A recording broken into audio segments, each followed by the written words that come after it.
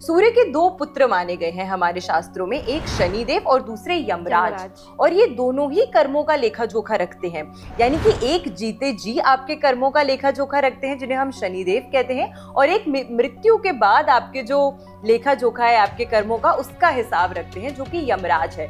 वट सावित्री व्रत में बरगद के पेड़ की पूजा क्यों की जाती है? पीपल या फिर केला, कोई और कोई पौधा या पेड़ क्यों नहीं? पीपल के पेड़ में भी स्वयं माँ लक्ष्मी जो है उनका वास होता है, उनका आशीर्वाद होता है, लेकिन फिर भी हम वट वृक्ष की पूजा करते हैं। सबसे पहले वट वृक्ष की पूजा करने से ग्रह शांति होती है, यानी कि जो लोग राहु केतु या शनि के दुष्प्रभावों से पीड़ित रहते हैं उनको बहुत ही ज्यादा विशेष फायदा मिलता है। साथ में इस पेड़ के अंतर्गत त्रिदेवों का वास माना जाता है। तो टहनियां होती हैं वो विष्णु माने गए हैं, जो जड़ है वो ब्रह्मा है। तो ऐसे त्रिदेवों का जो वास माना गया है, इसमें शिव का भी वास, महादेव का भी वास माना जाता है। कई जो महिलाएं हैं वो व्रत के दौरान कुछ गलतियां भी करती हैं, तो कौन सी चीजें हैं जिसे अवॉइड करना चाहिए, वो गलतियां हैं जिसे नहीं करना चाहिए? देखिए, सबसे पहले तो आप, चाहे आपका विवाह अभी अभी हुआ है या पहले से आप रखती आ रही हैं व्रत, स्नान आदि कर ही आपको व्रत जो है वो रखना चाहिए। अगर आप वट वृक्ष की एक टहनी जो है उसे तोड़कर ले आते हैं अपने घर, और संध्या की या पूजा का जो मुहूर्त हमने आपको बताया है विधि अनुसार, अगर तब आप उस टहनी की भी पूजा करते हैं तो उतना ही फल और उतना ही लाभ आपको प्राप्त होता है जितना आपको वहां जाकर पूजा करने से प्राप्त हो। 16 श्रृंगार जरूर करना चाहिए इस दिन के दौरान महिलाओं को। अगर थोड़ी सी मेहंदी लगा सकती हैं, आलता लगा सकती हैं, तो वो एक शुभता का चिन्ह और शुभता का प्रतीक माना जाता है।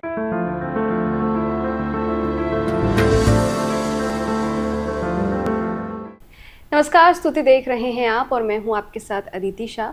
वट सावित्री व्रत हिंदू धर्म में सुहागिन महिलाओं के लिए बेहद खास और पवित्र व्रत माना जाता है। इस दिन महिलाएं अपने पति की लंबी उम्र, अच्छे स्वास्थ्य और अखंड सौभाग्य की कामना के लिए व्रत रखते हैं। लेकिन हर साल महिलाओं के मन में कई सवाल होते हैं। वट सावित्री व्रत कब रखा जाएगा? शुभ मुहूर्त क्या होगा? पूजा कैसे करें? अगर पहली बार व्रत रख रहे हैं तो किन बातों का ध्यान रखना चाहिए? इतना ही नहीं, पीरियड्स में पूजा कर सकते हैं या नहीं? पति दूर हो तो व्रत कैसे खोलें? कितनी बार सूत लपेटना चाहिए? और आखिर पूजा में पंखे का क्या महत्व है? आज हम आपके हर सवाल के जवाब देंगे। मेरे साथ हैं आचार्य सैवी सिंह। आपका बहुत बहुत स्वागत है मैम। थैंक यू अदिति, धन्यवाद। तो सबसे पहला सवाल ही यही है मेरा कि इस साल वट सावित्री व्रत जो है वो बहुत ही शुभ संयोग के बीच आ रहा है, जिन शनिचरी अमावस्या भी है। तो वट सावित्री व्रत जो है वो किस दिन रखा जाएगा? 16 मई को, 17 मई को? जी बिल्कुल। सभी दर्शकों को नमस्कार एंड आपके क्वेश्चन के लिए थैंक यू। देखिए, सबसे पहले अगर हम व्रत की तिथि की बात करते हैं तो आपने बहुत अच्छा बताया कि इस दिन शनिचरी अमावस्या भी है।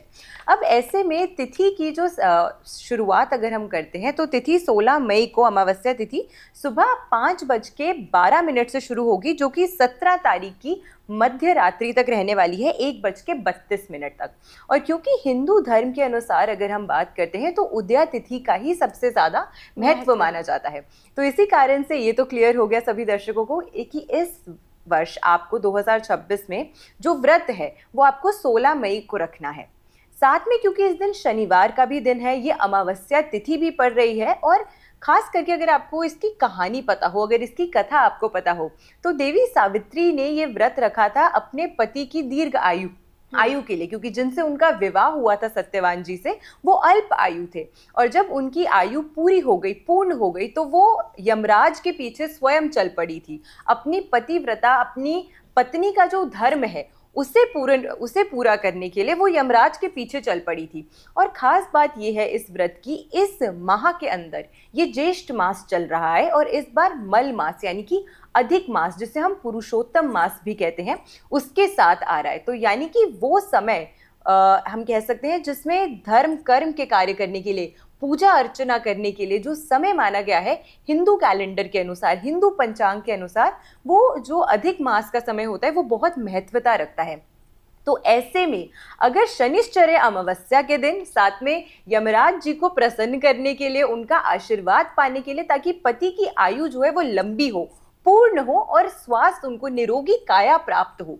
तो उसके लिए ये जो दिन माना गया है शनिश्चरी अमावस्या के दिन जब वट सावित्री व्रत पड़ता है, तो ये बहुत शुभ योग और संयोग लेकर आता है। सूर्य के दो पुत्र माने गए हैं हमारे शास्त्रों में, एक शनिदेव और दूसरे यमराज, और ये दोनों ही कर्मों का लेखा जोखा रखते हैं। यानी कि एक जीते जी आपके कर्मों का लेखा जोखा रखते हैं जिन्हें हम शनिदेव कहते हैं, और एक मृत्यु के बाद आपके जो लेखा जोखा है आपके कर्मों का उसका हिसाब रखते हैं जो कि यमराज है। तो ये वो दिन है जब आप अपने पूर्णतम हर तरीके से अपने जो हम कह सकते हैं आपके जो कर्म है उनको सुधारने का, उन्हें अच्छा करने का, कुछ दान पुण्य करके अगर आप कोई भी अच्छी चीज की शुरुआत करते हैं तो उसके लिए ये जो व्रत और ये समय माना गया है वो बहुत अच्छा है जी। पूजा का शुभ मुहूर्त क्या होगा? आपने तो डेट कंफर्म बता दी कि किस दिन मनाई जाएगी, लेकिन जो पूजा का टाइम है सुबह से शाम के बीच में कब पूजा करें महिलाएं? बिल्कुल, देखिए सबसे इम्पॉर्टेंट चीज़ इस बार आपको याद रखनी है कि इस दिन शनिश्चरी अमावस्या भी पड़ रही है। तो ऐसे में और वट वृक्ष की जो पूजा है वो दिन में ही की जाती है, शाम के समय यानी कि सूर्यास्त के बाद जो पूजा अर्चना है वो नहीं की जाती। तो मैं आपको दो शुभ मुहूर्त बताने वाली हूँ इस दिन में जिस समय के दौरान की गई पूजा अर्चना से आपको पूर्ण फल जो है आपकी पूजा का, आपके व्रत का जो है वो प्राप्त होगा। सबसे पहला मुहूर्त जो है जिसे हम अभिजीत मुहूर्त कहते हैं वो 16 मई शनिवार के दिन रहने वाला है। 11:50 सुबह से लेकर दोपहर के 12:45 तक। तो इस बीच में क्योंकि आपको अभिजीत मुहूर्त भी प्राप्त हो रहा है तो ये समय बहुत अच्छा है। इस समय की गया जो भी कार्य होता है, जो भी व्रत होता है, जो भी अनुष्ठान होता है, जो भी पूजा अर्चना की जाती है उससे आपको पूर्ण लाभ जो है वो प्राप्त होता है। जो लोग वर्किंग है इस समय के दौरान, हो सकता है ऑफिस में होंगी, महिलाएं जो है वो कार्य कर रही होंगी, लेकिन इस दिन के दौरान अगर वैसे तो काफी सारे लोगों की सैटरडेज को छुट्टी भी होती है, लेकिन अगर नहीं है तो इसके अलावा संध्या काल का, शाम का अगर हम मुहूर्त की बात करते हैं तो वो आपको 3:45 से लेके 5:28 तक मिलने वाला है। तो इस दिन के दौरान दो शुभ मुहूर्त आपको मिल रहे हैं जिसके अंतर्गत अगर आप पूजा अर्चना करते हैं तो बहुत ही विशेष फल आपको आपके जीवन में प्राप्त होता है। वट सावित्री व्रत में बरगद के पेड़ की पूजा क्यों की जाती है? पीपल या फिर केला, कोई और कोई पौधा या पेड़ क्यों नहीं? बहुत अच्छा प्रश्न आपने पूछा है, क्योंकि कहा जाता है कि पीपल के पेड़ में भी स्वयं माँ लक्ष्मी जो है उनका वास होता है, उनका आशीर्वाद होता है, लेकिन फिर भी हम वट वृक्ष की पूजा करते हैं। सबसे पहले वट वृक्ष की पूजा करने से ग्रह शांति होती है, यानी कि जो लोग राहु केतु या शनि के दुष्प्रभावों से पीड़ित रहते हैं उनको बहुत ही ज्यादा विशेष फायदा मिलता है। साथ में इस पेड़ के अंतर्गत त्रिदेवों का वास माना जाता है, यानी कि जो आपकी जो टहनियां होती हैं वो विष्णु माने गए हैं, जो जड़ है वो ब्रह्मा है। तो ऐसे त्रिदेवों का जो वास माना गया है, इसमें शिव का भी वास, महादेव का भी वास माना जाता है। तो इस तरीके से जब आप वट वृक्ष की पूजा करते हैं, क्योंकि महाकाल यानी कि भोलेनाथ शिव जी, यानी कि वो जिन्होंने सृष्टि बनाई, वो जो सृष्टि का संचालन करते हैं और वो जो आपके कर्मों का लेखा जोखा रखते हैं, हर किसी का वास, उन त्रिदेवों का वास जो है इस वट वृक्ष में पाया जाता है। इसीलिए बरगद के पेड़ की पूजा विशेष करके वट सावित्री व्रत के दिन की जाती है। और क्योंकि इसी वृक्ष के नीचे जब आप कथा सुनते हैं सावित्री माँ की और सत्यवान जी की, तो आपको पता लगता है कि इसी वट वृक्ष के नीचे उन्होंने अपने प्राण जो थे वो त्याग दिए थे, और यहीं से यहाँ उनको जो त्रिदेवों का आशीर्वाद प्राप्त हुआ, जिससे उनको हौसला भी मिला कि वो अपनी पत्नी का जो धर्म है उसे पूर्णतम निभा सके। और इसी के साथ उन्होंने यमराज से भी अपने पति की जो आयु थी वो वापसी ले ली, और इसीलिए उन्हें अल्प आयु से पूर्ण आयु जीने का जो वरदान है वो प्राप्त हुआ। और इसी कारण से महिलाओं के लिए, जो विवाहित महिलाएं हैं उनके लिए विशेष करके वट सावित्री का जो व्रत हो जाता है ये बहुत विशेष मान्यता रखता है। सेवी जी, आपने ये तो बता दिया कि वट वृक्ष का क्या महत्व है, क्या इंपॉर्टेंस है। इस दिन जो पूजा की सामग्री होती है वो भी काफ़ी ज़्यादा इंपॉर्टेंस रखती है, तो कौन सी वो चीज़ है जिसके बिना वट सावित्री व्रत की जो पूजा है वो अधूरी मानी जाती है? जी देखिए, हर व्रत में कुछ ऐसी विशेष सामग्री होती है जिसके बिना व्रत अगर आप करते हैं तो वो अधूरा माना जाता है, और इसीलिए हर व्रत की अपनी इंपॉर्टेंस और अपनी मान्यता होती है, और वो खास करके उस सामग्री से जुड़ी होती है। आप अक्सर देखेंगे जब सुहागिन महिलाएं वट सावित्री व्रत के दिन अपनी थाल जो है वो सजाती हैं, तो उसमें विशेष करके वो मिठाई, फूल, फल, इस तरीके की शुद्ध वस्तुएं तो रखती ही हैं, लेकिन साथ में कच्चा सूत रखती हैं, भीगे हुए चने जो हैं वो रखती हैं, पंखा आप देखते हैं काफ़ी महिलाएं जो हैं वो साथ में रखती हैं, और साथ में श्रृंगार की सामग्री अगर आप रखती हैं, 16 श्रृंगार, मेहंदी आदि, साथ में अगर आपका सामर्थ्य है तो कुछ कपड़े जो हैं, वस्त्र जो हैं वो आप ज़रूर रख के जाइए जब आप पूजा करने वट वृक्ष की जाती हैं। तो इन सभी सामग्रियों को आपको अपनी पूजा की थाल में विशेष करके ज़रूर स्थान देना चाहिए, ताकि आपकी पूजा जो है वो पूरी हो, और जिस मनोकामना से आपने व्रत रखा है वो मनोकामना की भी पूर्ति हो। कई जो महिलाएं हैं वो व्रत के दौरान कुछ गलतियां भी करती हैं, तो कौन सी चीज़ें हैं जिसे अवॉइड करना चाहिए, वो गलतियां हैं जिसे नहीं करना चाहिए? बिल्कुल। देखिए, जो लोग बहुत लंबे समय से व्रत रखते आ रहे हैं उन्हें तो नियम जो है वो काफ़ी सारे हद तक पता होते हैं कि किस तरीके से हमें जो व्रत है वो रखना चाहिए, और कुछ कुछ लोगों की अपनी पुरानी चली आ रही मान्यता या आस्थाएं भी होती हैं जो उनके कुल में वो फॉलो करते हैं। लेकिन खास करके वो महिलाएं जिनकी नव विवाह हुआ है, पहली बार जो व्रत रखने वाली हैं, उनको किस चीज़ का ख्याल रखना चाहिए? देखिए, सबसे पहले तो आप, चाहे आपका विवाह अभी अभी हुआ है या पहले से आप रखती आ रही हैं व्रत, स्नान आदि कर कर ही आपको व्रत जो है वो रखना चाहिए। देखिए, व्रत का मतलब सिर्फ ये नहीं है, क्योंकि ये एक बहुत कठिन व्रत होता है। निर्जल रहकर, निराहार तो आप रह ही रही हैं, लेकिन निर्जल, वो भी इतनी तेज गर्मी के मौसम में निर्जल व्रत रखना कोई आसान बात नहीं है। तो कठिन तपस्या आप करती हैं तो उसमें कोई भी त्रुटि या कोई भी जो चूक है वो छोटी सी भी आपसे नहीं हो जानी चाहिए। आप निराहार रहती हैं, निर्जल रहती हैं, लेकिन व्रत वहां से शुरू होता है जहां विचारों की शुद्धि होती है। तो विचारों की शुद्धि, मानसिक शुद्धि और देह शुद्धि, यानी कि आपकी बॉडी से भी आप स्वच्छ हैं और आप विचारों से भी स्वच्छ हैं। इस दिन विशेष करके किसी भी तरीके से आपको कोई भी ऐसे काटने वाला काम जो होता है, चाकू, छुरी, कैंची, नेल कटर, इन तरीके की चीज़ों का आपको उपयोग जो है वो नहीं करना चाहिए। जो महिलाएं व्रत रखती हैं, विशेष करके इस दिन के दौरान, व्रत की अवधि के दौरान, इन्हें सोना नहीं, शयन नहीं करना चाहिए। साथ के साथ में इस समय के दौरान, क्योंकि आप तो निराहार हैं, आप निर्जल व्रत रख रही हैं, तो अगर आप खाना नहीं बनाती हैं खुद, घर में कोई और अगर महिला है वो अगर खाना बनाती है, चूल्हा चौका जो है वो आप नहीं चलाती हैं इस दिन के दौरान, तो वो अच्छा माना जाता है। साथ के साथ इस दिन के दौरान आपको विशेष करके ये ख्याल रखना चाहिए कि महिलाएं हैं, टाइम पास करने के लिए थोड़ी सी इधर उधर की बातें, कभी कभी थोड़ी सी चुगलियां भी हम कर लेते हैं।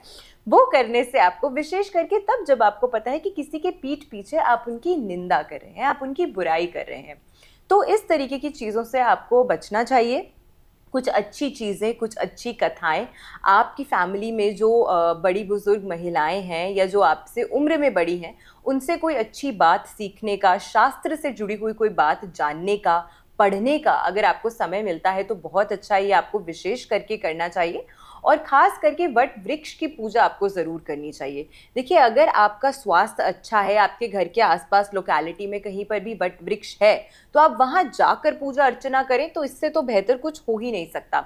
लेकिन अगर कुछ लोग ऐसे हैं जिनका स्वास्थ्य उतना अच्छा नहीं है, लेकिन फिर भी आस्था से व्रत रखते आ रहे हैं, क्योंकि उनके मन में वो आस्था भी है और उनकी फैमिली में वो प्रचलन भी है, तो ऐसे में अगर आप खुद वट वृक्ष तक नहीं जा सकते हैं, तो एक दिन पहले अगर आप वट वृक्ष की एक टहनी जो है उसे तोड़कर ले आते हैं अपने घर, और संध्या की या पूजा का जो मुहूर्त हमने आपको बताया है, विधि अनुसार अगर तब आप उस टहनी की भी पूजा करते हैं, तो उतना ही फल और उतना ही लाभ आपको प्राप्त होता है जितना आपको वहां जाकर पूजा करने से प्राप्त होगा। लेकिन ये सिनारियो और ये केस तब है जब फिजिकली आपकी हेल्थ जो है, आपका स्वास्थ्य जो है, शारीरिक रूप से आपको अनुमति नहीं देता है कि आप वृक्ष के पास जाकर पूजा कर सकें। लेकिन अगर आप वृक्ष के पास जाकर पूजा कर सकती हैं, तो सभी महिलाएं एक साथ मिलकर जाएं, पूजा अर्चना करें, वहां बैठकर जो पूजा की विधि होती है उसे फॉलो करते हुए, उसका पारण करते हुए, आप साथ के साथ में आपको वहां पर जो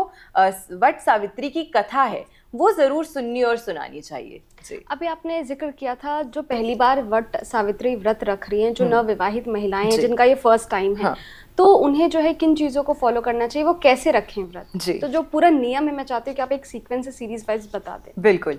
देखिए, सबसे पहले आप सुबह उठेंगी, आप स्नान आदि करेंगी, मंदिर में आपको अपने शुद्ध देसी घी की जोत जो है वो ज़रूर प्रज्वलित करनी चाहिए और संकल्प लेना चाहिए कि प्रथम बार, पहली बार जो मैं हूँ, मैं वट सावित्री का ये व्रत जो है वो करने वाली हूँ, तो हे सावित्री माँ, आप अपना आशीर्वाद मुझे दीजिए, ताकि आपकी ही तरह, जैसे आपके अंदर एक दृढ़ निश्चय था, आपके अंदर एक धैर्य था, एक पेशेंस थी और आपके अंदर अपनी मनोकामना पूरी करने की जो इच्छा थी, वैसी ही अटूट इच्छा मुझ में भी आए और साथ के साथ आपके आशीर्वाद से मेरे पति को दीर्घ आयु या लंबी आयु जो है, अच्छा स्वास्थ्य जो है, निरोगी काया जो है वो प्राप्त हो। तो इस तरीके से आपको संकल्प लेना चाहिए।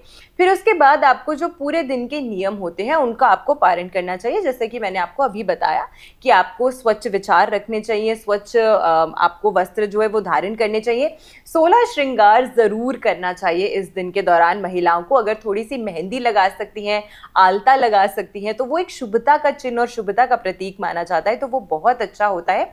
और शुभ रंग के वस्त्र धारण कीजिए, लाल रंग के वस्त्र आप पहन सकते हैं, पीले रंग के पहन सकते हैं, गुलाबी रंग के भी पहन सकते हैं, क्योंकि वो शुक्र का नेतृत्व करता है। तो इस तरीके के शुभ रंग के वस्त्र अगर आप धारण करती हैं पूजा अर्चना के दौरान, तो ये बहुत ही ज्यादा अच्छा है। इस दिन के दौरान आपको विशेष करके जो पहली बार व्रत रख रही हैं महिलाएं, उन्हें तो 16 श्रृंगार अपनी पूजा में, कच्चा सूत साथ के साथ में जो पूजा की सामग्री होती है उसमें से कोई भी चीज जो है वो पीछे नहीं रखनी चाहिए, छोड़नी नहीं चाहिए। आप इसमें पीली मिठाई जो है, केसर से बनी हुई जो मिठाई है, वो आप इसमें ज़रूर रखिएगा। आपको इसमें भीगे हुए चने ज़रूर रखने चाहिए अपनी थाली में, यानी कि बहुत सुंदर तरीके से अपनी थाली को सजाना चाहिए।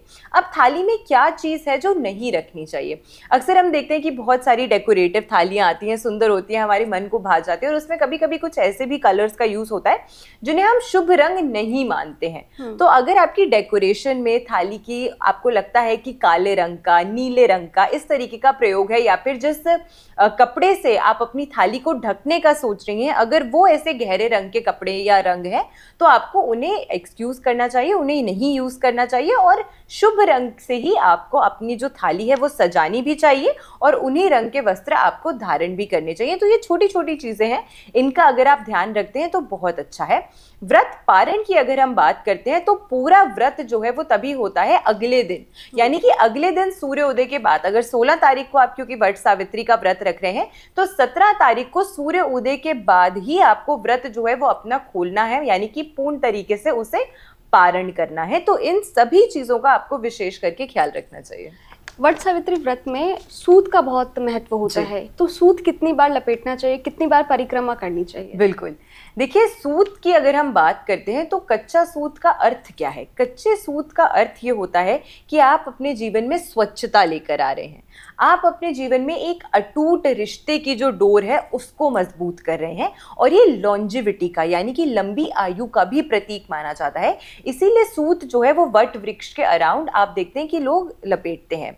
7 बार अगर आप करते हैं, जैसे कि 7 फेरे होते हैं, क्योंकि 7 नंबर का हमारे खास करके जो हमारे शास्त्र हैं उसमें विशेष मान्यता मानी गई है। देखिए, सप्त रंग, सप्त सुर, सप्त ऋषि, तो 7 अंक जो माना गया है एक बहुत डिवाइन और पावरफुल अंक माना गया है। तो आप 7 बार परिक्रमा कर सकते हैं, 7 बार नहीं कर सकते हैं किसी भी कारण से तो 3 या 5 बार भी कर सकते हैं, लेकिन सबसे अच्छा होता है कि आप 7 बार कम से कम परिक्रमा करें। उससे अधिक आप करना चाहते हैं तो 11 बार या 108 बार भी परिक्रमा जो है वो आप कर सकते हैं। अब काफी बार लोग घूमते घूमते ये भूल जाते थे कि उन्होंने कितनी परिक्रमा करी है, और ये पॉसिबल होता है जब आप 3 बार, 5 बार, 7 बार जब आप परिक्रमा करते हैं तो व्यक्ति को याद रहता है। लेकिन अगर आप ज्यादा बार परिक्रमा करें, 11, 21, 108 बार अगर आप सूत लपेट रहे हैं, तो ऐसे में भीगे चने जो हैं, पुराने समय में जो महिलाएं होती थी वो गिनती याद रखने के लिए जैसे ही परिक्रमा खत्म होती थी, एक जो चना होता था उसका टुकड़ा नीचे रख देती थी। तो उन चनों के टुकड़ों से वो घर से गिन के लेके जाती थी कि कितने बार हम परिक्रमा करेंगे, और हर बार एक एक चने का दाना जो है वो वट वृक्ष की जड़ में रखती थी। तो उससे उन्हें काउंटिंग जो थी वो याद रहती थी कि कितनी बार हम घूमे हैं। लेकिन ये एक प्रैक्टिकल एस्पेक्ट है। इसका शास्त्रीय अर्थ क्या है? जब आप घर से भीगे चने लेकर जाते हैं तो भीगे चने, चना ही एक ऐसा गेहूं, एक ऐसा धान माना गया है जो विपरीत परिस्थितियों में भी नियंत्रण उगता रहता है। और ये दिखाता है आपकी लाइफ में कि कठिनाइयां कितनी भी क्यों ना आए, आपके रिश्तों में परेशानियां, ऑब्स्टिकल्स, कठिनाइयां कितनी भी क्यों ना आए, लेकिन आपसी प्रेम और साथ से व्यक्ति जो है वो हर उस परेशानी को पार कर लेता है। तो ये उसका सिंबॉलिज्म भी है। तो इसीलिए जब भीगे चने जो महिलाएं हैं वो लेकर जाती हैं अपने पूजा में, और कच्चा सूत लेके जाती हैं अपने पूजा में, तो ये सभी चीजें जो हैं ये एक तरीके से आपके रिश्तों की मजबूती को और उसकी स्वच्छता को भी सिंबलाइज करता है, इंडिकेट करता है। जी, हमने इतनी सारी बातचीत कर ली, लेकिन पूजा विधि के बारे में आपने अभी तक नहीं बताया। जी, जो नवविवाहित हैं या जो पहले से करती आ रही हैं, उन्हें क्या प्रोसेस फॉलो करना चाहिए? पूजा विधि क्या होती है? बिल्कुल। देखिए, इसमें पूजा का जो विशेष महत्व है वो यही है कि घर में वट सावित्री व्रत की पूजा नहीं होती है अनटिल एंड अनलेस कोई ऐसा व्यक्ति है जो शारीरिक रूप से अस्वस्थ है और वो अपने घर में ही पूजा कर रहा है। कई लोग गमले में अपने वट वृक्ष को सालों साल लगा के रखते हैं, और वो साल में एक बार जब वट सावित्री व्रत आता है तो घर पे ही पूजा कर लेते हैं और फिर उस वृक्ष को रख देते हैं। जी, तो कायदे से अगर हम वास्तु शास्त्र की बात करते हैं तो घर में बरगद का पेड़ आपको नहीं रखना चाहिए, ये इसका एक वास्तु का एस्पेक्ट है। लेकिन अगर हम, जैसे मैंने बोला कि सबसे अच्छा यही, आप अभी भी देखेंगे कि प्राचीन जगहों पर, पुराने जगहों पर जहाँ पे बहुत लंबे समय से ये मान्यता है कि वट सावित्री व्रत आपको करना है, क्योंकि ये वन जो कहानी है, जो कथा है, वो वन से ही शुरू होती है। तो इसी वजह से आप अक्सर देखेंगे कि ज्यादा सुहागिन महिलाएं जो है वो एक साथ मिलकर हमेशा बाहर जाकर वट सावित्री व्रत की जो पूजा अर्चना है वो करती हैं। तो सबसे अच्छा यही होता है कि आप सामाजिक तौर पर एक साथ मिलकर एक बड़ी जगह पर इकट्ठा होकर पूजा करें। अगर आपका स्वास्थ्य अलाउ नहीं करता है, या फिर आप आज की मॉडर्न जमाने में रहते हैं, घर के आसपास कोई बरगद का पेड़ नहीं है, लेकिन हमारी मान्यता है कि हम पूजा करेंगे, तो फिर ऑल्टरनेटिव में या तो आप टहनी की पूजा कर सकते हैं, या जैसे आपने बताया कि घर में अगर आप गमला लगाते हैं तो आप उसको रखें, क्योंकि वट वृक्ष जल्दी बड़ा हो जाता है, तो बहुत लंबे समय तक आप उसे एक पौधे में भी सीमित करके नहीं रख सकते हैं। तो इसी कारण से फिर आप उस दिन के दौरान या एक दिन पहले जो है ये पौधा जो है वो लेकर आ सकते हैं अपने घर में। उसको आप स्वच्छ जरूर करिए गंगा जल से, साथ के साथ में उसमें आप ओम या स्वस्तिक का जो चिन्ह है वो आप गमले पे जरूर बनाइए, चुनरी ओढ़िए, उसका श्रृंगार कीजिए अच्छे से, और फिर जो पूजा अर्चना है वो आपको जरूर करनी चाहिए। मिठाई आदि शुद्ध देसी दीपक जो है वो आपको प्रज्वलित करना चाहिए, इस मुहूर्त के अंतर्गत करना चाहिए जो हमने आपको बताया है। और वहां पर वट वृक्ष के समक्ष बैठकर आपको, जो सभी महिलाएं हैं एकत्रित होकर, या अगर आप अकेले भी अपने घर पे कर रहे हैं, तो आपको जो वट सावित्री की कथा है वो जरूर सुननी चाहिए। जो आप सामान इसमें रखते हैं वो आप या तो किसी अन्य सुहागिन महिला जो है उसे आप दे सकते हैं, क्योंकि इसमें आप श्रृंगार की सामग्री रखते हैं, आप इसमें वस्त्र आदि रखते हैं, तो वो आप किसी अन्य सुहागिन महिला जो है उसको आप दान कर सकते हैं। और जो प्रसाद रूप मिठाई है वो आप खुद अपने सपरिवार ग्रहण कर सकते हैं। साथ के साथ आपको 3 बार अर्घ जो है वो जरूर देना चाहिए, क्योंकि 3 बार जब आप अर्घ देते हैं तो इसका विशेष अर्थ होता है। सबसे पहले जब आप अर्घ देते हैं तो आप सुख और सौभाग्य की प्राप्ति के लिए आप उनको जो अर्घ है वो समर्पित करते हैं। दूसरी बार जब आप अर्घ देते हैं तो आप उनसे ये मनोकामना मांगते हैं कि जैसे आपके अंदर दृढ़ निश्चय था कि आपने पतिव्रता जो धर्म है, पत्नी धर्म जो है, उसका पालन आपने बहुत अच्छे से किया, जिसकी वजह से आपके पति को दीर्घ आयु की प्राप्ति हुई, ऐसा ही वरदान आप मुझे भी दीजिए कि मैं भी निरोगी रहूं और मेरे पति जो हैं वो भी निरोगी रहें। और तीसरा, क्योंकि जब अगर आपने ये कथा सुनी होगी तो इसका मेन ऑब्जेक्टिव ये था कि जब यमराज जी उनके निश्चय से इतना प्रसन्न हो गए तो उन्होंने कहा कि देवी आप कोई वरदान मांगिए, और वरदान के स्वरूप में देवी सावित्री ने यह मांगा कि मुझे 100 पुत्रों की प्राप्ति हो। अब जिनके पति को स्वयं यमराज लेके जा रहे हैं, अगर वो पत्नी 100 पुत्रों की प्राप्ति का वरदान मांग ले, तो ऐसे में बहुत चालाकी से, चतुराई से उन्होंने अपने पति की आयु को लंबा करने का, बढ़ाने का भी एक जो हम कह सकते हैं कि प्रस्ताव था या जो वरदान था वो उन्होंने मांग लिया। और इसीलिए जब तीसरी बार आप अर्घ देते हैं तो आप यही मनोकामना करते हैं कि आपके संतान सुख की प्राप्ति आपको हो, आपको पौत्र पौत्री जो है उसकी प्राप्ति हो। तो ऐसे में 3 बार जब आप अर्घ देते हैं तो अपनी संपूर्ण मनोकामनाओं की पूर्ति के लिए आप पूजा अर्चना करते हैं। तो इन छोटी छोटी चीजों का आपको विशेष करके ध्यान रखना चाहिए, और पूजा की एक्चुअल विधि जो है वो यही है। इसके अलावा अगर आप किसी अलग प्रांत से आते हैं और आपकी वहाँ पर कोई बेसिक या कोई अलग मान्यता है जिसे आप फॉलो करते आ रहे हैं, जो आपके दादा दादी कुल में आपकी जो चलती हुई आ रही है, तो उन प्रथाओं को तो आपको मद्देनजर रखना ही चाहिए, लेकिन इन चीज़ों का भी पालन आपको ज़रूर करना चाहिए व्रत के समय। वट सावित्री व्रत के टाइम पे एक चीज़ जो है वो बहुत ही ज़्यादा बिकती है, बहुत ही ज़्यादा दिखती है, वो है पंखा।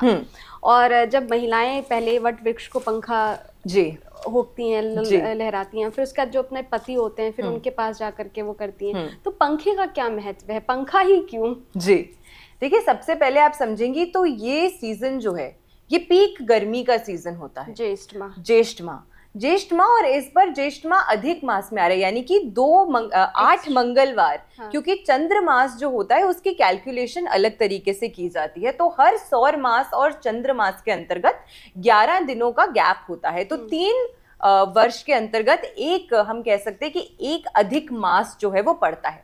तो इस बार ये जो ज्येष्ठ मास अधिक मास बनकर आ रहा है, ये इसी के अंतर्गत वट सावित्री व्रत जो है वो भी पड़ रहा है। तो एक तो पीक गर्मी का सीजन होता है, ऐसे में जब आप पंखा लहराते हैं अपने पति को भी और साथ के साथ में उस वट वृक्ष को भी, तो आप एक शीतलता जो है वो आप प्रदान करते हैं। तो हम आपको भी शीतल कर रहे हैं और हम ऐसा ही आशीर्वाद जो है कि मेरे पति के जीवन में भी कोई कष्ट, कोई परेशानी, कोई दुख जो है वो ना रहे, इसीलिए पंखा झुलाने की जो मान्यता मानी गई है इस समय के दौरान बहुत विशेष है। जी, तो पंखा झुलाते हैं शीतलता के लिए। बिल्कुल। अच्छा, जो महिलाएं पीरियड्स में हैं या प्रेगनेंसी में हैं, तो वो कैसे व्रत रख सकती हैं, रखें या ना रखें? अगर व्रत रखा है तो पूजा करें या ना करें, ये महिलाओं का सवाल होता है। बिल्कुल।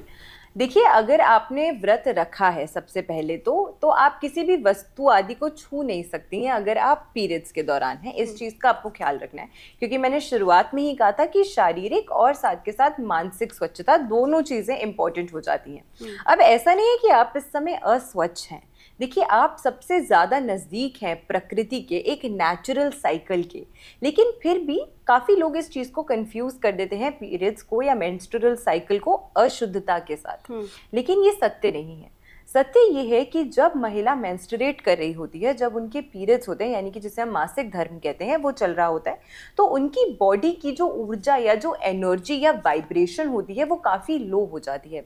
तो जब वो किसी ऐसी जगह पर जाती हैं या किसी ऐसे स्थान पर जाती हैं जहाँ पर पूजा अर्चना या वाइब्रेशनल फ्रीक्वेंसी बहुत हाई होती है, क्योंकि जब सारी महिलाएं एक साथ एकत्रित होकर पूजा अर्चना कर रही होंगी तो वहाँ का जो वातावरण होता है वो एक्सट्रीमली पॉजिटिव और बहुत स्ट्रॉन्ग हो जाता है। और उतना स्ट्रॉन्ग वातावरण जो है वो एक महिला इस मासिक धर्म के दौरान जो है वो नहीं झेल पाती है, जिसका कहीं ना कहीं एक विपरीत इम्पैक्ट जो है वो उनकी हेल्थ पे प्रोलॉन्ग पीरियड तक देखने को मिलता है। इसी वजह से कहा जाता है कि आपको कोई भी, आप देखेंगे कि साउथ में आज भी ऐसी मान्यता होती है कि मेंस्ट्रुअल साइकिल के दौरान जो कन्याएं होती हैं या जो महिलाएं होती हैं उनसे ज़्यादा फिजिकल लेबर का जो काम है वो नहीं कराया जाता है।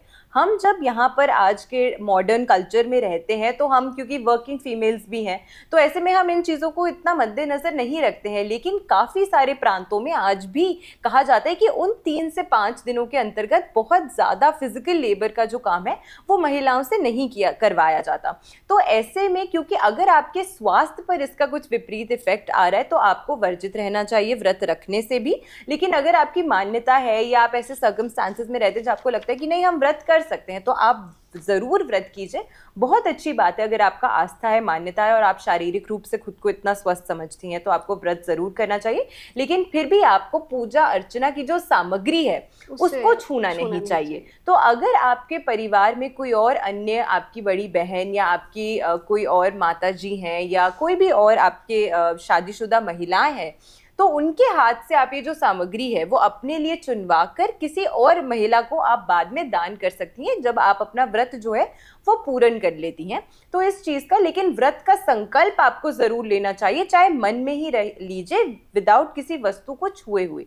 दूसरी चीज़ आपने पूछा कि अगर महिला जो है वो गर्भवती है, वो प्रेग्नेंट है, यहाँ पर भी अगेन आप देखेंगे कि आप अब सिर्फ अकेली नहीं है, आप किसी और भी जान का, किसी और भी लाइफ को आप अपने अंदर एक पनाह जो है वो दे रही हैं। तो ऐसे में अगेन आपकी फिजिकल हेल्थ पर इसका कोई अगर इम्पैक्ट नहीं आता है और आप व्रत रख सकते हैं, क्योंकि ऐसा व्रत नहीं है कि जिसमें आप कुछ खा रहे हैं या पी रहे हैं। हाँ, अगर आप फलाहार व्रत रखना चाहें तो रख सकते हैं, वरना इस व्रत की एक्चुअल मान्यता जो है वो निर्जल और निराहार रह के रहती है। तो ये बहुत कठिन है, क्योंकि प्रेग्नेंट महिला कभी कभी कुछ मेडिकेशंस पर भी होती हैं, तो इन चीज़ों का आपको विशेष करके ध्यान रखना चाहिए। इसीलिए जब हम प्रेग्नेंट महिला या फिर मेंस्ट्रुएटिंग महिलाओं की बात करते हैं तो यहाँ पर एक हेल्थ फैक्टर जो है वो शास्त्र अनुसार भी कंसिडर करना सबसे इम्पोर्टेंट हो जाता है, तो इस चीज़ का आपको ख्याल रखना चाहिए। अच्छा, अभी आपने दान की बात की, तो ऐसी कौन सी 5 चीज़ें हैं जिसका दान सुहागिन महिलाओं को इस दिन ज़रूर करना चाहिए? जी बिल्कुल। देखिए, अगर हम दान की बात करते हैं, सबसे पहले तो इस दिन शनिश्चरी अमावस्या भी है। तो यहाँ पर जो सुहागिन महिलाएं हैं वो तो जो आप अपना साथ में जो आप श्रृंगार की सामग्री लेकर जाएंगी या जो आप कपड़े लेकर जाएंगी, वो आप किसी और अन्य जो महिला है जो सुहागिन है उनको आपको दान करना चाहिए। यहाँ पे अविवाहित महिलाओं को या अविवाहित कन्याओं को ये जो दान है वो नहीं दिया जाता है, इसका आपको ख्याल रखना है। इसके साथ आप अपने सामर्थ्य अनुसार अगर और भी चीज़ों का दान देना चाहती हैं, जैसे फल हो गए या फिर मिठाई हो गई, पीली मिठाई का दान ज़रूर देना चाहिए। इससे आपका बृहस्पति, जो कि महिलाओं के लिए विवाह और विवाह के सुख का कारक ग्रह माना गया है, तो पीली मिठाई का दान आपको ज़रूर देना चाहिए। और कुछ दक्षिणा का आप दान दे सकते हैं। ये सभी चीज़ें दान देना सबसे ज़्यादा अच्छा माना जाता है। और इस दिन क्योंकि शनिश्चरी अमावस्या भी है, तो काले चने, कच्चे चनों का जो दान होता है वो इस दिन अगर आप देते हैं तो वो बहुत अच्छा है। ये अमावस्या का भी दिन है, तो इस दिन अपने पितरों के नाम से अगर आप कुछ दान देते हैं, घर के जो अन्य लोग हैं या घर के जो पुरुष हैं अगर वो दान देते हैं, तो वो भी बहुत अच्छा माना गया है। तो इन सभी चीज़ों का आपको ध्यान रखना चाहिए, क्योंकि ये दिन जो है विशेष करके वट सावित्री व्रत, महिलाएं तो व्रत रख रही हैं ताकि उनके पति को दीर्घ आयु की प्राप्ति हो और निरोगी काया मिले, लेकिन क्योंकि इस बारी के योग और संयोग इतने अच्छे हैं, तो आपको अपने कर्मों का भी हिसाब करने के लिए, अपने कर्मों को भी बैलेंस करने के लिए ये दिन जो है वो बहुत अच्छा है। तो जो लोग पितृ दोष से प्रभावित रहते हैं, राहु केतु के दुष्प्रभाव से पीड़ित रहते हैं, शनिवार के दिन जिन लोगों के काम नहीं बनते हैं, उन लोगों के लिए भी ये शनिचरी अमावस्या जो है वो बहुत विशेष है। तो काले तिल डालकर सरसों के तेल का दीपक शनि मंदिर में ज़रूर प्रज्वलित कीजिए, पीपल के नीचे जलाइए। जो बूढ़े बुजुर्ग लोग होते हैं उनको अगर आप कुछ दान दे सकते हैं, कुछ दक्षिणा दे सकते हैं या किसी भी तरीके से सहयोग दे सकते हैं तो बहुत अच्छा है। और सहयोग या दान उनको दीजिए जहां आपका कोई स्वार्थ भावना जुड़ी ना हो। हमारे घर में जो लोग काम करते हैं या जो हमारी सेवा करते हैं, उनको अगर हम दान देते हैं तो हम उनसे उनकी सर्विस भी ले रहे हैं। तो यहाँ पर जो दान होता है वो निस्वार्थ भाव का नहीं है, यहाँ पर कोई स्वार्थ जुड़ा है। लेकिन ऐसा कोई राह चलता व्यक्ति जिसे आपको लगता है कि ये जरूरतमंद है, उनको जब आप दान देते हैं तो वो दान पूर्ण फल आपको देकर जाता है, क्योंकि वो निस्वार्थ भावना से किया गया दान है। तो इन चीजों का आपको जरूर ध्यान रखना चाहिए। मेरा एक आखिरी सवाल आपसे ये है कि अगर जिन महिलाओं का पति उनसे दूर रहता है, साथ में नहीं है या शहर में नहीं है, तो क्या जो व्रत महिलाएं खोलती हैं करवा चौथ की तरह होता है कि आपको पति को देख के ही खोलना है, या फिर आप ऐसे भी अपना व्रत खोल सकती हैं? व्रत खोलने का पारण का जो नियम क्या है? जी बिल्कुल, देखिए व्रत के पारण की अगर हम बात करते हैं तो ऐसे में आजकल भी जब हम करवा चौथ का भी व्रत करती हैं महिलाएं जब, तो उसमें भी काफ़ी बार जो पति होते हैं वो दूसरी जगह पे होते हैं, किसी और सिटी, किसी और स्टेट, किसी और कंट्री में भी हो सकते हैं काम के सिलसिले में। तो तब भी आप वीडियो कॉल की फैसिलिटी से उनका चेहरा जो है वो देख लेती हैं। देखिए, पत्नी जो है वो व्रत पति के लिए कर रही है, तो दोनों का साथ मिलकर अगर पूजा अर्चना करना या व्रत को पारण करना या खोलना जो है वो सबसे ज़्यादा शुभ माना जाता है, सबसे अच्छा माना जाता है। तो अगर फिजिकली डिस्टेंट है भी तो कोई बात नहीं, टेक्नोलॉजी के माध्यम से तो आप एक दूसरे के करीब आ ही सकते हैं। तो इसीलिए सबसे अच्छा यही होता है कि पत्नी जो है वो पति को देखकर उनसे बातचीत कर फिर ये जो व्रत है वो खोले तो बहुत अच्छा है। लेकिन हाँ, अगर जैसे फोर्सेस में जिनके हस्बैंड्स काम करते हैं, आर्मी में है, नेवी में है, एयरफोर्स में, उनके रूल्स ऐसे होते हैं, उनकी रेगुलेशंस इतनी स्ट्रिक्ट होती है कि हो सकता है कि वो ना भी कॉल पर आके बात कर सके। तो उनकी अगर आपके पास कोई तस्वीर है तो आप उसके साथ जो व्रत है वो आप पारण कर सकते हैं। और अगर तस्वीर से नहीं भी खोलना चाहते हैं तो भी आप मन में आस्था रखिए, उनको याद करते हुए, उनका स्मरण करते हुए और भगवान के समक्ष बैठकर आप अपना व्रत जो है वो उसको पूरा कर सकते हैं और अपने संकल्प को पूरा कर सकते हैं। अच्छा, एक बोनस सवाल है, आखिरी के बाद एक और सवाल है मेरा, कि जो कुंवारी लड़कियां होती हैं और जिनकी शादी नहीं हुई, क्या वो भी ये व्रत रख सकती हैं? नहीं, ये व्रत जो है ये कुंवारी लड़कियों के लिए नहीं माना गया है। ये आस्था के तौर पर भी और शास्त्रों के अनुसार भी ये व्रत जो है ये सुहागिन महिलाओं के लिए ही बना है, क्योंकि वो अपने सुहाग की दीर्घायु के लिए, उनकी लंबी आयु की प्राप्ति के लिए, ये वर प्राप्ति के लिए किया गया व्रत नहीं है। ये वो व्रत है जिनकी ऑलरेडी शादी हो चुकी है, वो अपने हस्बैंड की लंबी आयु या अच्छे स्वास्थ्य की मनोकामना के लिए या अपने लिए बच्चों के सुख यानी कि संतान सुख प्राप्ति के लिए जो व्रत है वो कर रही हैं। तो जो संतान सुख की प्राप्ति चाहते हैं, जो अपने पति के साथ अपने रिश्तों को बेहतर करना चाहते हैं, रिश्तों में अगर तनाव है, खटास है, उस तरीके की अगर समस्याएं चल रही हैं, तो उसके लिए किया गया ये जो व्रत है वो सबसे अच्छा माना गया है। जी, आपका बहुत बहुत शुक्रिया। आपने धन्यवाद। हमारे दर्शकों को बताया कि आप वट सावित्री व्रत जो है वो कैसे रख सकती है, नियम क्या है, पूजा विधि क्या है, किन चीज़ों का आपको ख्याल रखना चाहिए। एक बार आपका फिर से शुक्रिया। धन्यवाद। अगर आपको वीडियो पसंद आया हो तो वीडियो को लाइक कीजिएगा, शेयर कीजिएगा, कमेंट बॉक्स में कमेंट करना मत भूलिएगा। मिलते हैं अगली वीडियो में, तब तक के लिए इजाज़त दीजिए। देखते रहिए स्तुति, मेरे यानी अदिति शाह के साथ। शुक्रिया। क्या आप जानते हैं श्री कृष्ण ही काली है?